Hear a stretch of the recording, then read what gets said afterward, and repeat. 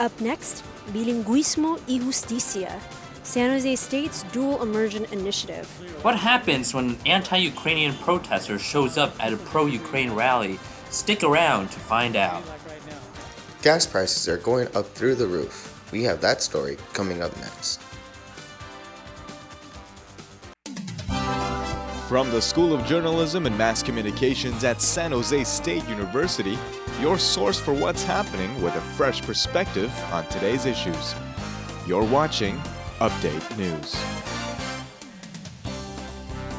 Welcome to Update News. I'm Brianna Mathal. And I'm Christian Trujano.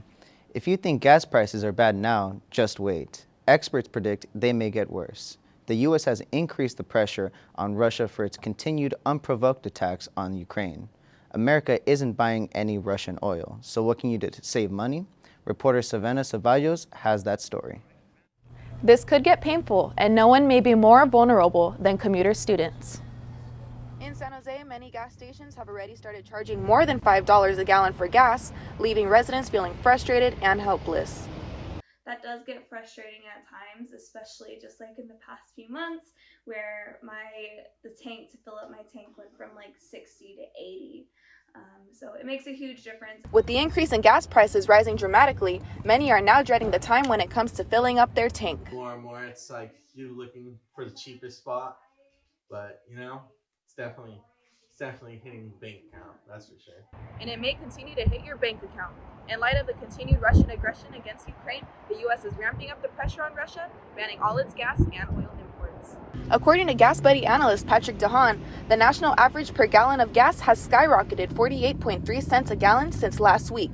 DeHaan notes while there is no significant way we can reduce the cost of gas, there are some ways to reduce your overall consumption. Trying to drive more fuel efficiently, slowing down on the interstate. It's a good time to go out and check your tire pressure. The simple things are starting to make a profound impact. One other thing you can do, download the Gas Buddy app. It can help you find the cheapest gas near you. In San Jose, I'm Savannah Ceballos for Update News. There are more rallies around the Bay Area this week to show support for the embattled Ukrainian people. The Russian invasion wages on. And at a demonstration in Santa Clara, protesters were divided over whether the U.S. and its NATO allies should get more involved in the war. Reporter Stan Dow has the story.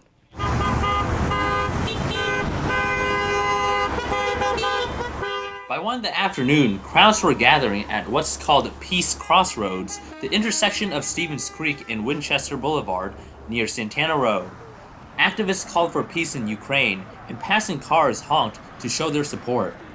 Because we're all friends here, and it just basically we have a Russian friends from Belarus, from all different countries.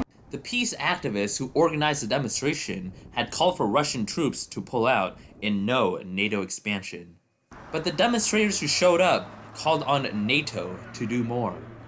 NATO should do absolutely anything that they can to get the refugees out, to get a ceasefire, to stop the shooting so we can get the refugees out. There were a few dissenting voices in the crowd. Then one counter-protester drew the ire of the crowd by holding up a sign that accused Ukraine of starting the war. Undersecretary of State. Are you idiot or no? Are you idiot or no? Please don't you interrupt. have some give it in your brain. Please don't interrupt what we're doing. Interrupt it, huh? This is my free speech. You're free. You're free. But you are idiot. I tried to get a comment from him, but was unable to do so as protesters argued with him. Eventually, they let him stay, citing his right to free speech. Despite one or two opposing voices, this rally carried on rather peacefully. Reporting in Santana Row, Sandow, Update News. While some in the Bay Area took to the streets to show their support for the Ukrainian people, others opened their wallets. A fundraiser this week brought musicians and music lovers to Campbell for a benefit concert. Reporter Zolma Kanawi has the story. It was a sweet sound of music that brought people together from around the Bay Area. Many are worried about their family and friends in Ukraine. It's a tough time, but coming together at this concert at the Starbright Theater to raise money helps. This is the time when we overcome the fear, to go and destroy that entity altogether. It's all about grassroots movement to support people who are on the receiving end. Past few weeks have been hard to watch for many. Musicians involved in the event joined to show their support. The organizers of the event say it was heartening to see the attendees put their cultural and ethnic differences aside. Saw a lot of people from different cultures. We have Ukrainians, Russians, Armenians, Georgians, some Belarusians. Everyone is coming together to help Ukraine in this time of crisis, and I do think that we need to extend this camaraderie between not only different cultures, but just between people in general, not tonight in the theater, but just throughout all of this, and even once the war is over, which hopefully is soon. Despite language barriers, the performances got through to people. The message delivered. It doesn't matter whether or not we speak Russian or Ukrainian or Belarusian languages, it doesn't matter. We're all here just to help and make sure that our voices are heard. We hope that this money will really help, and we hope that this event matters. The funds collected from the event will be donated to the Nova Ukraine to help refugees. In Campbell, this is Sulman Kanawi, Update News. When we come back, midterms are just around the corner. Students are resorting to energy drinks to keep them fueled as they study. But how are they safe? And I'm Niku. Coming up, we're going to talk about what's going on with the weather in the Bay Area. Stay tuned.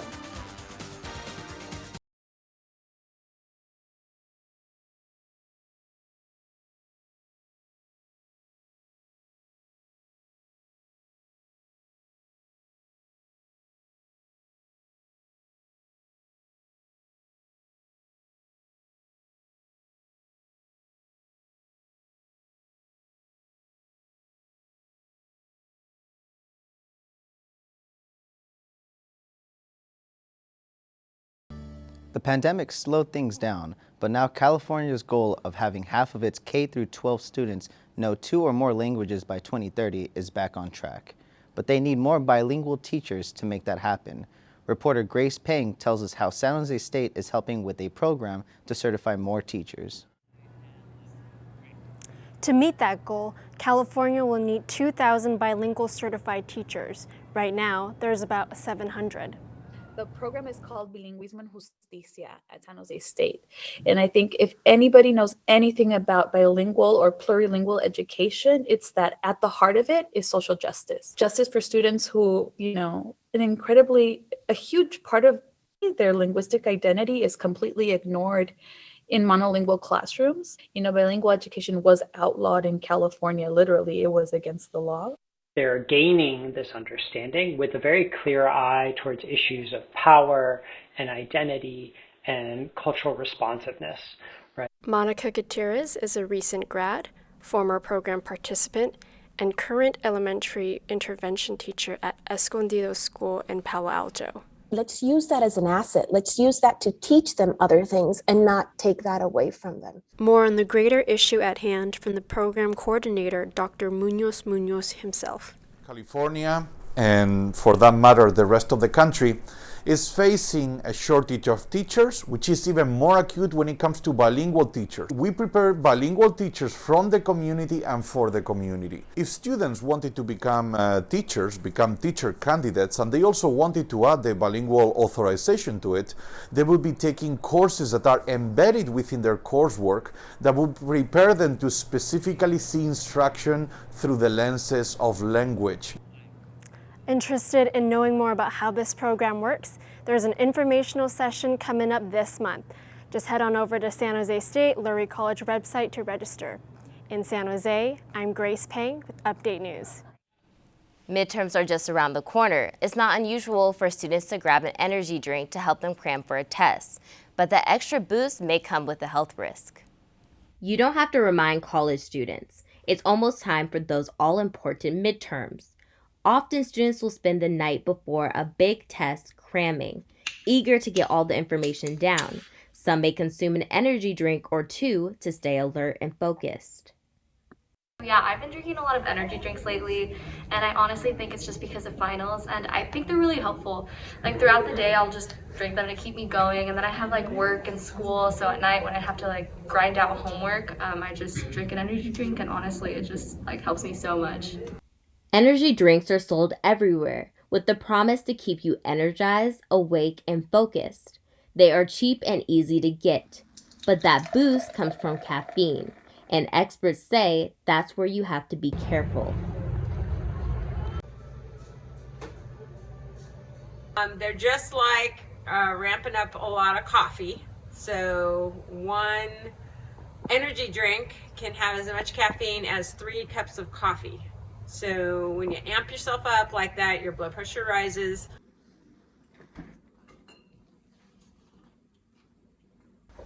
The key is moderation. It's important to read and understand what you are consuming when you open up an energy drink. Say this part. A 16-ounce energy drink can contain as much caffeine as 2.5 cups of coffee, and people rarely drink just one energy drink. Experts say they could be enough caffeine to spike both your blood pressure and your heart rate. The pandemic has caused many small businesses to close, but a new cafe in downtown San Jose is looking to change that narrative. Con Azúcar, a Latino-owned cafe, opened its doors last week and already seems to have a large following. Reporter Jesus de Litur has a story. Agua frescas, concha ice cream sandwiches, and freshly baked Mexican pastries. These are just some items on Con Azúcar's menu that seem to be fueling its success in downtown San Jose, all in its first week. I think it's great. I mean, I think that during the pandemic, a lot of people ended up finding what their purpose is, and I feel like whoever decided to do this knew exactly what type of audience they wanted to attract. Opening a business during the pandemic is challenging for small business owners, but the owners of Con Azúcar saw it as more an opportunity instead of a deterrent. But for us, the pandemic kind of gave us a little push to, show ourselves on what we can do and offer to our clientele and community. It was a little nerve-wracking of maybe Con Azúcar going down instead of up because of the pandemic, but that did not stop us of making it happen. The Garcia brothers also own the restaurant Tostadas in downtown San Jose, so they know a thing or two about running a restaurant. This new cafe means they can offer more jobs and have a positive impact on the community. It just brings happiness to me, it's just like, we're seeing things coming out of nowhere when you think it's been such a long year. In San Jose, Jesus de Litur, Update News. If you missed Entwined, the popular light installation artwork in Golden Gate Park, we've got you covered. Reporter Cruz shows you the sights and sounds and talks to the artists behind it all. It was a community's last chance to walk through the Entwined exhibit at San Francisco's Golden Gate Park. Local artist Charlie Gatkin's magical LED light work depicted natural objects in an imaginative way. Honestly, it was a really good experience. Like, I've never seen artwork like this before. I mean, I've seen pictures before, but never nothing like this in person. And I think that's where the real interesting art in the world today is happening, right? I mean, people are consumed by their telephones, right? And everyone's staring at this phone, right? And it's just doing all this crazy stuff, right? So to really grab people's attention, right? Many of his pieces are known to be interactive. He incorporates technology, encouraging the community to fully engage in his artistic experience. My favorite part would definitely be the band. It's not typically the music that I would listen to, but the vibes were there, everybody was feeling it, and it's definitely a moment that I will never forget. And now we have Nico fixed with this week's weather. Hi, I'm Nico Parsizadeh, and this is the weather with Update News. We should see less wind as we finish the week with warm temperatures continuing. For the weekend, we'll begin to see some changes with increasing clouds and slight chances for some showers, specifically for areas north of San Francisco. Looking at our extent outlook, we'll see increase in clouds and more chances of rain, especially in the northern parts of the Bay Area. There is better chance for some rain by late Monday. The 7-day forecast for the regions show more clouds and cooler temperatures for Santa Cruz with a similar trend for the rest of the Bay Area, from Oakland to San Francisco. You can expect more clouds and cooling through the weekend. Now we're going to look at the 7-day forecast. In Santa Cruz, we're going to see the highest of 63 on Saturday and the lowest of 54, and Sunday 65 and 56. In San Francisco, we're going to see the highest of 60 and lowest of 55, and steady on Sunday, highest of 60 and lowest of 57. In Oakland, we're going to see the highest of 64, lowest of 46, and Sunday, highest of 62, and again, steady 46, the lowest. And in San Jose, we're going to see the highest of 72. It's going to warm up. And on Sunday, the highest of 67 and the lowest of 63, and then steady on, going to warm up. And I'm Niku, back to the studio with you guys. Thank you. When we come back, students race through campus during the first Spartan Warrior competition. The goal? To relieve stress for midterms. Up next, we look at an art installation in San Francisco. Then, a celebration of mother languages, recognizing the beautiful world of cultural diversity. We'll be right back.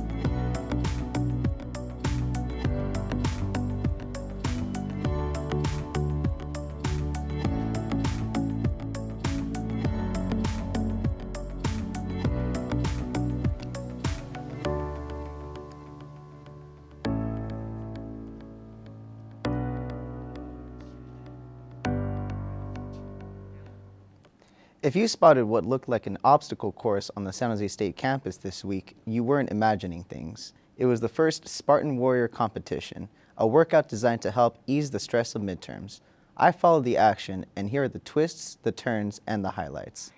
San Jose State's campus became a temporary battleground as dozens of students raced through obstacles for the first Spartan Warrior competition.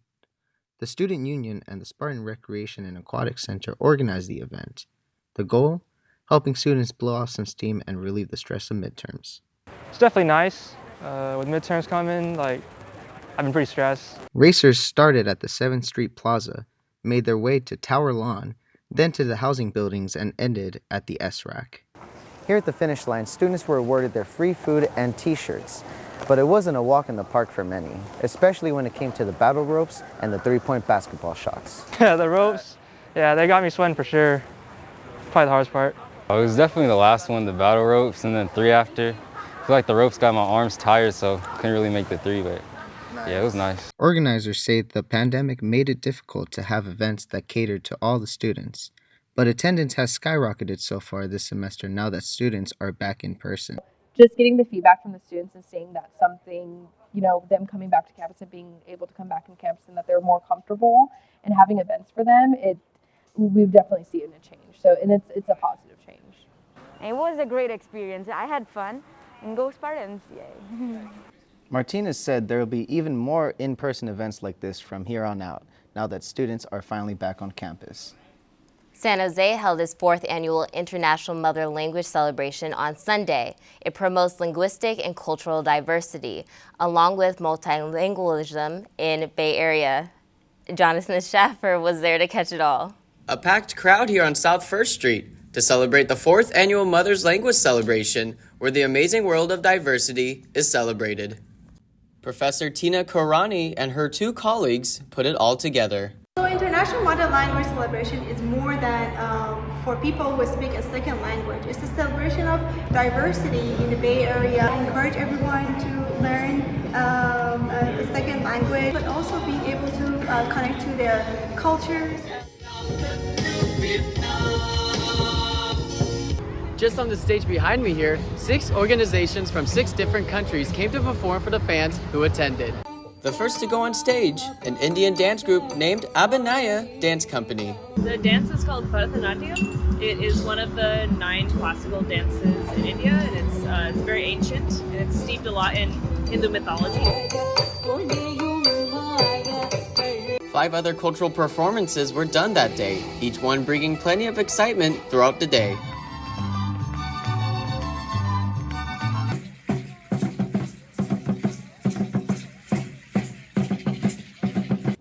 The The day concluded with the celebration of every artist who participated and created pieces based on their cultural diversities and were given awards based on their best artwork from each category. After a very successful day, everything now is being taken down, and preparations for next year are underway. In San Jose, I'm Jonathan Schaefer, Update News. And that does it for this week's edition of Update News. For all of us here, thanks for joining us and see you next week.